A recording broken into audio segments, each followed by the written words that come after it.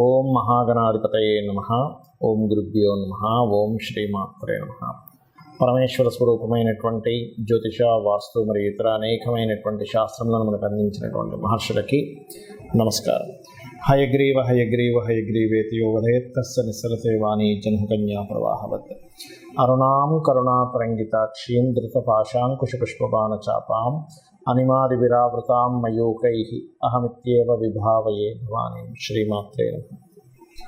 ప్రేక్షకులకి ఆ లలితాంబిక అమ్మవారి యొక్క అనుగ్రహం పరిపూర్ణంగా కలగాలని మనస్ఫూర్తి కోరుకుంటూ మనం ఈరోజు చెప్పుకోబోయే టాపిక్ ఏమిటంటే, చాలామంది వ్యాపారాలు చేస్తూ ఉంటారు. కొంతమందికి అద్భుతంగా కలిసి వస్తే మరి కొంతమంది నష్టపోతూ ఉంటారు. అదేవిధంగా ఆ వ్యాపారాల్లో కూడా కొంతమంది పార్ట్నర్షిప్స్లో చేస్తుంటారు. అంటే అలాగా ఈ జాతకుడు ఇంకొకరు కలిసి పార్ట్నర్షిప్లో చేయడం, అందులో కొంతమంది ఓన్లీ ఇన్వెస్ట్మెంట్ చేయడం, అవతల వాళ్ళు చూసుకోవడం, ఇలా రకరకాలుగా ఇద్దరు ముగ్గురు కలిసి చేస్తూ ఉంటారు. అయితే ఈ వ్యాపార విషయాల్లో చాలామంది ఏమనుకుంటారంటే, నక్షత్రంతో నక్షత్రం అంటే వీళ్ళది పలానా నక్షత్రం, అవతల వాళ్ళది ఇంకో నక్షత్రం అయినప్పుడు ఆ నక్షత్రాలు కలిస్తే చేయొచ్చు, నక్షత్రాలు కలవకపోతే వ్యాపారం పార్ట్నర్షిప్ చేయకూడదు అనుకుంటారు. అది పూర్తిగా రాంగ్. గుర్తుపెట్టుకోండి. అసలు అది ఎలా చూడాలి? ఎవ్రీ లగ్న అంటే 12 లగ్నాలు, మనకి లగ్నం తెలియని వారు రాసి చూసుకోండి, బట్ లగ్నమే చూసుకోవాలి. ప్రతి లగ్నానికి అసలు వ్యాపారం అభివృద్ధి అవ్వడానికి ఏం చేయాలి, ఒకవేళ పార్ట్నర్షిప్స్ చేస్తున్నాము కానీ పాడైపోయింది అన్నప్పుడు దానికి రెమెడీ ఏం చేసుకోవాలి, అసలు పార్ట్నర్షిప్ చేయడానికి మీ లగ్నరీత్యా సప్తమ స్థానాధిపతి ఎవరు చూడాలి, అదేవిధంగా మీరు ఏదైనా ఒక వ్యాపారం చేసుకోవాలంటే అసలు మీ జాతకంలో ఏం చూసుకోవాలనేటువంటి విషయాలు మనం ఇప్పుడు తెలుసుకుందాం. తులాలగ్నము, తులారాశి. తులారాశి వారికి ఉన్నటువంటి గొప్ప టాలెంట్ ఏమిటి బిజినెస్లో అంటే బ్యాలెన్సింగ్.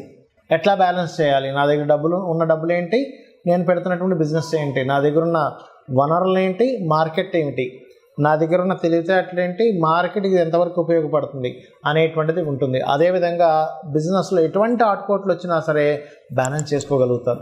ఎక్కడి నుంచి ఏదో రకంగా తీసుకొచ్చి దాన్ని బ్యాలెన్స్ చేస్తూ ఉంటారు. ఈ బ్యాలెన్సింగ్ గొప్ప యోగం మీకు. బికాజ్ ఆఫ్ తులా అంటే త్రాసు, బ్యాలెన్సింగ్ సైన్. అయితే ఇక్కడ మీరు బిజినెస్లో బాగా రాణించాలంటే ముఖ్యంగా మీరు అర్థం చేసుకోవాల్సిన విషయాలు 3 ఉంటాయి. ఏమిటది అంటే, మీరు ఎందుకు ప్రారంభించలేకపోతున్నారు, ఒకవేళ పార్ట్నర్షిప్ చేయాలా, ఓన్గా మీరు చేసుకోగలరా, పార్ట్నర్షిప్ చేస్తే వచ్చే ఇబ్బందులు ఏమిటి, లాభం రావాలంటే ఏం చేయాలి. ఇక్కడ మీకు 3 గ్రహాలు ప్రధానంగా ఇక్కడ మనం చూసుకోవాలి. అదేమిటంటే, ముందుగా మీరు ప్రారంభించడానికి గురువు యొక్క స్థితి ఎలా ఉంది తులాలగ్నం వారికి. గురువు యొక్క స్థితి కనుక సరిగ్గా లేదు, ప్రారంభించడం సరిగ్గా లేదంటే మీరు తెలియకుండానే ఎక్కువ అప్పులు తీసుకొచ్చి ప్రారంభిస్తారు. ఏమవుతుందంటే, స్టార్టింగ్లోనే విపరీతమైన అప్పులతో ప్రారంభించినప్పుడు మీకు అప్పు చేసిన రోజు నుంచే వడ్డీ పడడం ప్రారంభమవుతూ ఉంటుంది. ఎప్పుడైతే మీరు అప్పు చేసిన రోజు నుంచి వడ్డీ పడడం స్టార్ట్ అవుతుందో, అసలు ఫస్ట్ కంపెనీ లాభాల్లోకి వెళ్ళలేదు, కంపెనీ లాభాల్లోకి వెళ్ళకముందే మీరు అప్పులు కట్టే దాంట్లో ఉన్నారు. ఇంకా లాభాల్లోకి ఎప్పుడు వెళ్ళాలి, మీరు ఇదంతా ఇప్పుడు చేయాలి. కాబట్టి ఏమిటి, ప్రారంభించేటువంటి విషయాల్లో అప్పులు, లేదా ఎవరితోనైనా గొడవలు, లేకపోతే దాంట్లో ఏదో లిటిగేషన్స్, లేకపోతే ఏదో ఒక కోర్టు వ్యవహారాలకు సంబంధించి ఉండడం వల్ల, లేకపోతే ఇంకోటి ఏదో కారణం, ఏదో కాంపిటీషన్లో ఇంకోటి మిమ్మల్ని చెడగొట్టడం వల్ల, ఇట్లాంటి వాటి వల్ల ప్రారంభించలేకపోతుంటారు తులాలగ్నం వాళ్ళు. కాబట్టి ఇవి క్లియర్ అవ్వాలంటే దత్తాత్రేయ స్తోత్రం కనుక చేసుకుంటూ, దుర్గా స్తోత్రం కనుక చదువుకుంటూ ఉంటే ఈ యొక్క విషయాలు క్లియర్ అయ్యి మీకు ప్రారంభించడం జరుగుతుంది. ఇక సెకండ్ ఏమిటి, తులాలగ్నం వారికి ప్రారంభిస్తున్నాం, నేను ప్రారంభించాలా, పార్ట్నర్షిప్లో ప్రారంభించాలా, సొసైటీలోకి ఎలా వెళ్ళాలి, ఇలాంటివన్నీ క్లారిటీ రావాలి, బాగా నడవాలి అంటే కుజుడి యొక్క స్థితి బాగుండాలి. ఇది గుర్తుపెట్టుకోండి. మార్స్ యొక్క స్థితి బాగోలేడు, మార్స్ యొక్క స్థితి బాగుంది. 2 డిఫరెంట్ కేసెస్. మార్స్ స్థితి బాగుంటే ఏమవుతుందంటే జీవిత భాగస్వామి డబ్బులు పెడుతుంది మీకు, తనే పార్ట్నర్ అవుతుంది. మార్స్ బాగోలేడు, జీవిత భాగస్వామి మూలంగా లేకపోతే వ్యాపార భాగస్వామి మూలంగానే బిజినెస్ అనేది అర్ధాంతరంగా ఆగిపోతుంది. సో ఇది మీరు గుర్తుపెట్టుకోండి. అలాగే ఇక్కడ మరొక విషయం ఏంటంటే, ఈ కుజుడు బాగున్నాడు బాగోలేడు మీకు అర్థం కావట్లేదు, డేట్ ఆఫ్ బర్త్ లేదు. అలాంటప్పుడు సింపుల్గా నేను చెప్పేది ఒకటే, మీరు అంటే టైం తెలియదు, పలానా డేట్ తెలుసు కానీ లగ్నం తెలియదు. సప్తమాధిపతి ఒక్కోసారి లగ్నం తెలుసు, తులాలగ్నం అని తెలుసు, కానీ ఎప్పుడో చెప్పారండి, కానీ నేను ఇప్పుడు డేట్ ఆఫ్ బర్త్ నేను వేసుకొని జాతకం చూపించుకునేంత స్తోమత లేదనుకునేటప్పుడు నేను చెప్పేది ఒకటే, శుభ్రంగా మీరు ఆంజనేయ స్వామి ఆరాధన కానీ నరసింహస్వామి ఉపాసన కానీ చేయండి. పార్ట్నర్షిప్స్తోని మార్కెట్లోకి ఎలా తీసుకెళ్ళాలనే దాని మీద క్లారిటీ పెరుగుతుంది. ఆఖరిగా మీకు రవి లాభాధిపతి అవుతాడు. అంటే మీ యొక్క వ్యాపారం లాభాల వైపు వెళ్ళాలంటే రవి యొక్క పాత్ర ఉంటుంది అక్కడ. అంటే నిత్యము సూర్య నమస్కారాలు చేసుకోవడము, నవగ్రహాల్లో శని, రాహు, రవి గ్రహాల దగ్గర దీపారాధన చేయండి. అప్పుడు మీకు వ్యాపారాల్లో లాభం వస్తుంది. దీంతోపాటు లలితాసహస్రనామాల్లో ప్రత్యేకంగా ఓం ఇంద్రగోప పరిక్షిప్త స్మరతూనాభజంగికాయే నమః అనేటువంటి మంత్ర సాధన చేయండి. అన్ని విధాలా మీకు బాగుంటుంది. అసలు ఒక వ్యాపారం కలిసి రావాలి అంటే స్టెప్ బై స్టెప్ నేను మీకు కొన్ని విషయాలు చెప్తాను. అంటే నేను చూసిన అనేక వందల వేల జాతకాలు, అనేక మందితో మాట్లాడి అనేక వ్యాపార సంబంధించిన అనుభవాలతో చెప్తున్నటువంటి అంశం గుర్తుపెట్టుకోండి. పాయింట్ నెంబర్ 1, మీకు ఇంట్రెస్ట్ ఉన్న వ్యాపారం చేయాలని రూల్ లేదు. మీకు అనుభవం ఉన్న వ్యాపారం చేయాలి. ఎప్పుడైనా గుర్తుపెట్టుకోండి. ఇంట్రెస్ట్ వేరు, అనుభవం వేరు. ఇంట్రెస్ట్ ఉందండి, ఫైన్, దానిలో కూడా రాణించవచ్చు. కాబట్టి దానికి ఎంత కష్టపడాలనేది ఒక క్యాలిక్యులేషన్ చేయాలి. ఇక్కడ ఒక వ్యాపారం మనం ప్రారంభించేటప్పుడు ఆల్రెడీ డిమాండ్ ఉన్న వ్యాపారం మనం చేస్తున్నామా, డిమాండ్ని క్రియేట్ చేస్తున్నామా అంటే చిన్న ఎగ్జాంపుల్ చెప్తా. డిమాండ్ ఉన్న వ్యాపారం అంటే ఏమిటి? ఇప్పుడు స్కూల్స్ స్టార్ట్ అవుతాయి. నెక్స్ట్ స్కూల్ బ్యాగ్స్ అమ్మడం ఇస్ డిమాండ్ ఉన్న వ్యాపారం. మనకు మొన్న కోవిడ్ వచ్చింది. ఆ టైంలో మాస్కులు బాగా అమ్ముడుపోయాయి. బాగా వర్షం పడుతున్నప్పుడు మిరపకాయ బజ్జీలు ఎవరైనా కొనుక్కుంటారు. బాగా ఎండగా ఉన్నప్పుడు ఈ జ్యూస్ సెంటర్స్ కానీ, చెరుకు రసం బండ్లు కానీ ఇవన్నీ ఆటోమేటిక్గా అమ్ముడుపోతాయి. దాని గురించి మీరు పెద్దగా పబ్లిసిటీ చేయక్కర్లేదు. మనిషికి అవసరం, అవసరం బట్టి కొనేసుకుంటాడు. అర్జెంట్.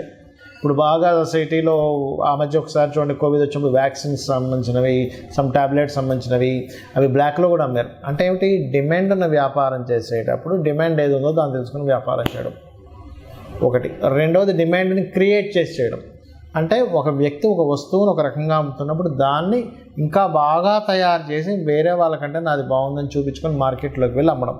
ఈ రెండిట్లో మీరు దేన్ని బాగా చేయగలరు అనేది ఒకసారి ఆలోచించగలగాలి. ఇది పాయింట్ నెంబర్ 1. రెండవది, మీకు ధనం ఇచ్చేటువంటి కారకుడు నిజంగానే మీ జన్మజాతకంలో వ్యాపార యోగాలు ఉన్నాయా లేవా అనేది ఫస్ట్ చెక్ చేసుకోండి.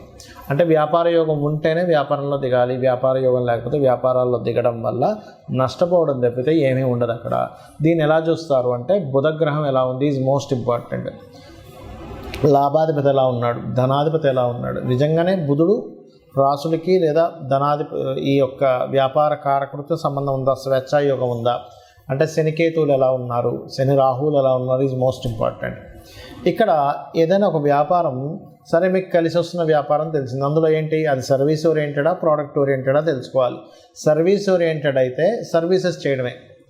అంటే లైక్ ఏదైనా ఇప్పుడు స్కూల్స్ ఉన్నాయి, సర్వీసెస్, అది ప్రోడక్ట్ కాదు. రియల్ ఎస్టేట్ సర్వీసెస్ అంటే మీరు మధ్యలో ఉండి మధ్యవర్తిగా ఎవరికైనా అమ్మిస్తున్నారు, కొనిపిస్తున్నారు, దట్ ఈజ్ సర్వీస్. అట్లా సర్వీసెస్ చేసేవి. డాక్టర్ ఉన్నాడు, సర్వీస్. ఆస్ట్రాలజర్ సర్వీస్, వాస్తు కన్సల్టెంట్ సర్వీస్, లేదా ఒక జాబ్స్ పెట్టించే కన్సల్టెన్సీ పెట్టుకుంటారు, అదొక సర్వీస్ అనమాట. అదేవిధంగా ఏదైనా ఒక రెంటల్స్కి ఇస్తున్నాము. ఇప్పుడు షామ్య మనకి ఇవి ఉంటాయి, ఏది ఒక వంట సామాన్లు కానీ లేకపోతే పెళ్లి సామాన్లు కానీ రెంట్లకి ఇస్తుంటారు.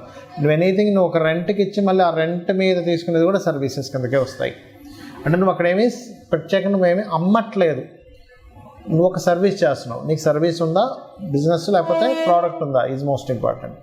ఇవన్నీ ఒక ఎత్తు అయితే ఏ బిజినెస్ అయినా సరే దానికంటూ ఒక లెక్క ఉంటుంది. చాలామంది తెలియని విషయం ఏంటంటే బిజినెస్ పెడతారు, నెల రోజులు చూస్తారు, 2 నెలలు చూస్తారు, అమ్మో మన వల్ల కాదు, ఇది తీసేయాల్సిందే అని ఇమ్మీడియట్లీ తీసేస్తారు.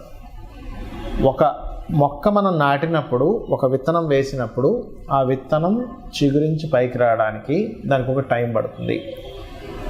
అది మొక్క అవ్వడానికి కొంత టైం పడుతుంది. దాని రక్షణను ఇవ్వాలి, దానికి ప్రొటెక్ట్ చేయాలి ఆ మొక్కని, ఏ మేకలో అవి ఇవి తినేయకుండా. అది కొంచెం పెరగడానికి ఎరువులు వేయాలి. దానికి ఒక కొలమానం ఉంటుంది, 2-3 సంవత్సరాలు, 4 సంవత్సరాలు, 5 సంవత్సరాలు మనకు పండు వస్తుంది. ఆ క్యాలిక్యులేషన్ రిస్క్ తెలిసిన వాళ్ళు దాన్ని యాజ్ ఇట్ ఈజ్గా ఒక రైతుకి తెలుసు. అదే మనకు చిన్నపిల్లడు అనుకోండి, రోజు ఆ విత్తనం వేసిన దగ్గర తీసి ఇంకా మొక్క రావలేదు ఏంటని చూస్తూ ఉంటే అది మొక్కే రాదు. సో ఈ క్యాలిక్యులేషన్ ఫస్ట్ ఆఫ్ ఆల్ మీరు తెలుసుకోగలగాలి. ఇంకోటి, అనుభవం ఉన్న బిజినెస్లు ఎందుకన్నానంటే, అనుభవం ఏం చేస్తుందంటే, ఇప్పుడు చూడండి ఒక చిన్న ఎగ్జాంపుల్ చెప్తాను మీకు నేను. ఒక బిజినెస్ ఉంది. ఏమిటి ఆ బిజినెస్ అంటే, చిన్న ఎగ్జాంపుల్ మీకు ఏం చెప్తాను, ఒక జ్యూస్ బిజినెస్సే ఉందనుకుందాం, లేకపోతే ఒక పాల వ్యాపారమే ఉందనుకుందాం.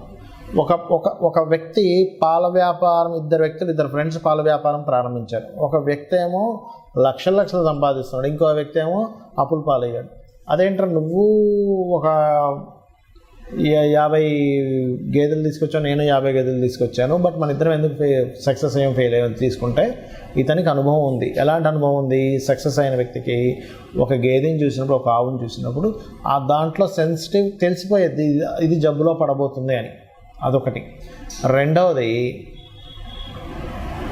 ఇక్కడ ఇతను ఓన్లీ పాలతోనే వ్యాపారం చేశాడు, కానీ మిగతా వచ్చేటువంటి వాటితో కూడా ఈయన వ్యాపారం చేశాడు. ఏంటి? ఆవులు కూడా పెంచుకొని ఆవు యొక్క గోమూత్రం అమ్మడం, ఆ పిడకల్ని కూడా అమ్మడం, దాని ఎరువులు దానికి మార్చుకోవడానికి, వీటికి కూడా వ్యాపారం చేశాడు. అంటే ఏమిటి? ఒక వ్యాపారాన్ని ఎలా చేయాలి, ఆయనకు లాస్ వస్తుంది, నాకు లాభం వస్తుంది, వాట్ ఈస్ ద రీజన్. ఇట్లాగే చాలామంది బిజినెస్లో కూడా ఏం చేస్తారు, వాళ్ళకి అవసరం లేకపోయినా స్టాఫ్ని ఎక్కువ మంది పెట్టుకుంటారు. ఆ స్టాఫ్ ఎక్కువ మంది పెట్టుకుని వాళ్ళకి శాలరీస్, ఫస్ట్లో ఎంత స్టాఫ్ కావాలి, నేను ఎంత స్టాఫ్ని రిక్రూట్ చేసుకుంటున్నాను అనేటువంటి స్ట్రాటజీస్ తెలియకపోతే కూడా లాస్ వస్తుంది. హెవీ రెంటల్స్ పెడతారు.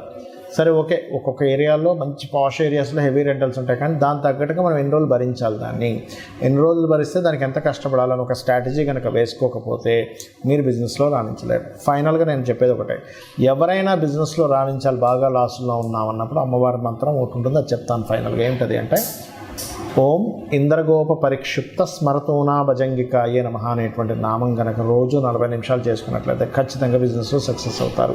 శ్రీమాత్రే నమః.